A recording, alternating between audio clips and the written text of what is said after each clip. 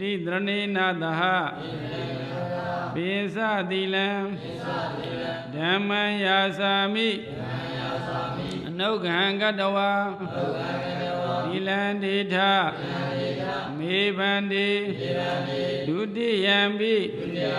အဟံဘန္တိလိတရဏေနသဟပိစတိလံဓမ္မံယာစာမိနုဂံကတဝါဂုံယာမံညနိဗ္ဗာန်ကို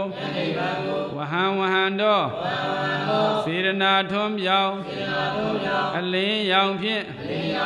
မရောက်ရောက်အောင်ပို့ဆောင်နိုင်သည်ဟောတုဘဝများစွာမချပါပဲဖြစ်ရပါစေတည်း